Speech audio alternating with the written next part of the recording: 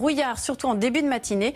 Sur le reste du pays, à part des nuages élevés sur la moitié sud, le soleil va vite s'imposer. Ce sera une belle matinée et l'après-midi, l'humidité matinale va vite se dissiper. Sur la moitié nord, on aura quelques résidus d'air frais en altitude, ce qui fait que ce sera suffisant pour développer de l'instabilité et donc de petites averses, principalement à l'intérieur des terres de la Normandie, vers les Flandres ou encore vers l'Alsace. Et puis sur le reste du pays, il y aura une couverture nuageuse parfois assez épaisse de l'ouest jusqu'aux Alpes du Sud, mais qui ne remettra pas en cause l'impression de beau temps estival. En revanche, sur le Finistère et les Côtes d'Armor, il pourrait y avoir temporairement un ciel un peu plus couvert et quelques gouttes, mais il pourrait se dégager en fin d'après-midi. Et regardez, on attend 2-3 ondées sur les Pyrénées en fin de journée.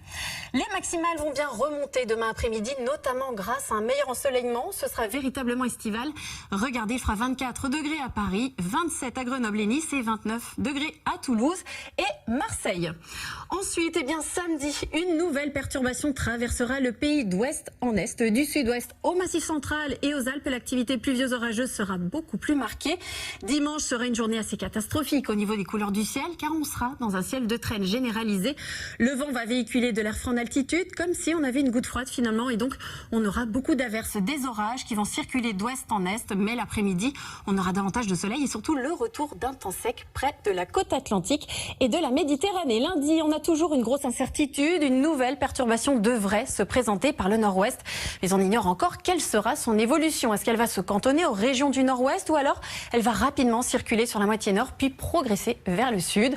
Et ensuite, l'anticyclone va avoir de plus en plus de mal à s'imposer. Le temps sera perturbé et il faudra vraiment aller en Méditerranée pour bénéficier de conditions plus lumineuses.